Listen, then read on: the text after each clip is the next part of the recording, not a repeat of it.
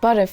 Այն վազում է, հրվում հատակից, կատարում է ռոնդատ եւ անմիջապես անցնում հետադարձ սալտոյի ու այս ամենը առանց լարերի եւ մարդկային օգնության։ Խոսքը իհարկե Boston Dynamics-ի լեգենդար Atlas ռոբոտի մասին է։ Այժմ ընկերությունը հրաժեշտ է տալիս ռոբոտի հետազոտական տարբերակին եւ սկսում կոմերցիոն ներդրումը։ Այսպես Hyundai Motor Group-ը հայտարարել է, որ մինչև 2028 թվականը ռոբոտները կհայտնվեն Ջորջիայի նոր գործարանում եւ կիրականացնեն դետալների տեսակավորում, իսկ մինչև 2030-ը նրանց կվստահեն արդեն առանձին հոսքագծերի հավաքումը։ Կոմերցիոն Atlas-ը բարդ մեքենա է 56 ազատության աստիճանով։ Ռոբոտի ձեռքերն ավարտվում են 4 մատանոց բռնիչներով, որոնք համալրված են տակտիլ սենսորներով եւ կարող են զգալ շփումն ու ուժը։ Այսպիսի ռոբոտը պետք է ոչ միայն տեղաշարժվի, այլև անվտանգ եւ ճշգրիտ աշխատի մարդկանց կողքին, բարձրացնի դետալներ, կողմնորոշվի նեղ տարածությունում եւ պահպանի հավասարակշռությունը արտադրամասի անկանխատեսելի միջավայրում։ Սակայն նախքան Atlas-ը գործարան ուղարկելը, ինժեներները որոշել են վերջակետ դնել հետազոտական տարբերակի պատմության վրա։ Ռոբոտաշինության եւ արհեստական բանականության ինստիտուտի հետ համագործակցությամբ թիմը ստուգել է մեքենայի շարժունակության սահմանները։ Տեսանյութում Atlas-ը արագանում է, կատարում է ռոնդատ, ապա անմիջապես հետադարձ սալտո եւ փափուկ վայրեջք ոտքերի վրա։ Մարդու համար սա բարդ ակրոբատիկ հնարք է, որը պահանջում է կոորդինացիա, մարմնի զգացում եւ իմպուլսի ճշգրիտ հաշվարկ։ Սակայն ռոբոտի համար սա շատ ավելի բարդ խնդիր է, որովհետև միլիվայրկյանների ընթացքում յուրաքանչյուր փոքր սխալ հանգեցնում է անկման։ Տեսանյութում ցուցադրվել են նաև անկումները, հավասարակշռության կորուստ, անհաջող վայրեջքներ, հարվածներ գետնին, երբեմն ուղիղ գլխի վրա։ Սա փորձի կարևոր մասն է։ Ռոբոտը սովորում է ոչ միայն կատարել հնարքը, այլև սխալվել, վերլուծել հետևանքները եւ կրկին փորձել։ Առանց դրա հնարավոր չի առաջ շարժվել։ Տեխնիկապես շարժման այսպիսի մակարդակը հնարավոր է դարձել մեթոդի շնորհիվ, որն ինժեներներն անվանում են զրոյական տեղափոխում։ Ռոբոտի վարքագիծը ամբողջությամբ ուսուցանվում է համակարգչային սիմուլյացիայում, ապա տեղափոխվում ֆիզիկական մեքենայի վրա առանց իրական աշխարհին լրացուցիչ ադապտացիայի։ Եթե մոդելը աշխատում է վիրտուալ միջավայրում, այն պետք է աշխատի նաև իրական երկաթի վրա։ Սա լուրջ քայլ է ռոբոտաշինության համար։ Սա նշանակում է, որ բարդ շարժումները կարելի է մշակել ավելի արագ, էժան եւ անվտանգ, առանց ամեն անգամ ուսուցման փուլում իրական ռոբոտի ոչնչացման ռիսկի։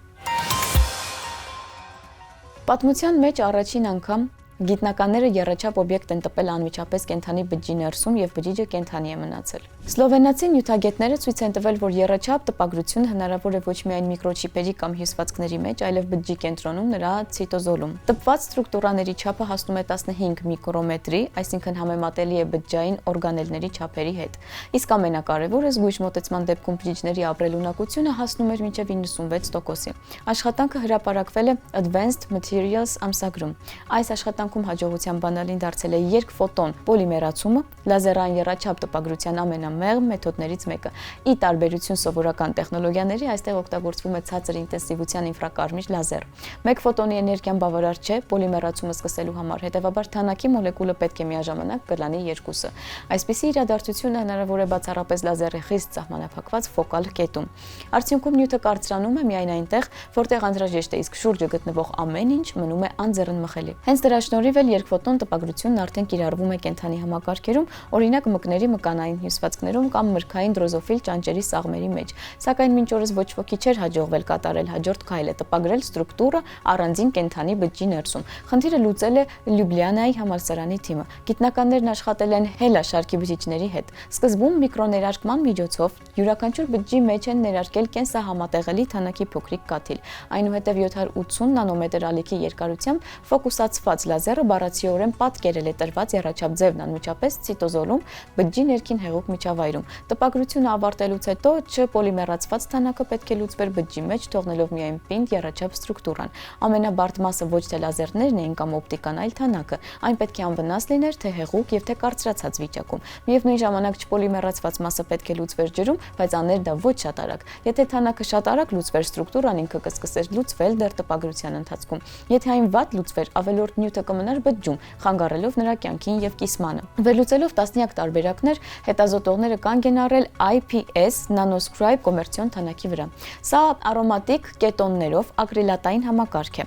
որում կետոններն աշխատում են որպես ֆոտոինիցիատորներ։ Հենց այս կազմը դարձավ բավարար կայուն, կառավարելի եւ կենսահամատեղելի։ Ընտրված թանակով գիտնականները կարողացել են տպել 300-ից 500 նանոմետր թույլատվությամբ ստրուկտուրաներ։ Ցուցադրական օբյեկտների թվում եղել են ոչ միայն սիմվոլիկ ֆիգուրներ, այլև բավականին ֆունկցիոնալ առարկաներ, բազմաշերտ նշաններ բջիջների բարկոդինգի համար, ըստ էության բջջային QR կոդեր, տարածության մեջ կողմնորոշման դիֆրակցիոն նշաններ, միկրոսկոպիկ օղակ, որը լուսավորելիս աշխատում է որպես միկրոլազեր, ու անգամ բակտերիայի չափերի փղիկ։ Մեկ ստրուկտուրայի տպագրությունը տևում է 3-ից 30 վայրկյան։ Բջիջների ապրելունակությունը խիստ կախված է եղել թանաքի ներարկման մեթոդից, կազմելով 15-ից մինչև 96%։ Այսպիսի տատանումը ցույց է տվել կարևոր հանգամանք։ Հիմնական վնասը բջջին հասցնում է հենց միկրոներարկումը։ Լազերի աշխատանքն ու տպագրված օբյեկտի առկայությունը բջիջները համեմատաբար հեշտությամբ են տարել։ Կենդանի մնացած բջիջները շարունակել են նորմալ աշխատել եւ կիսվել։ Կիսման արդյունքում տպագրված ստրուկտուրան բաժին է հասել դստեր բջիջներից միայն մեկին։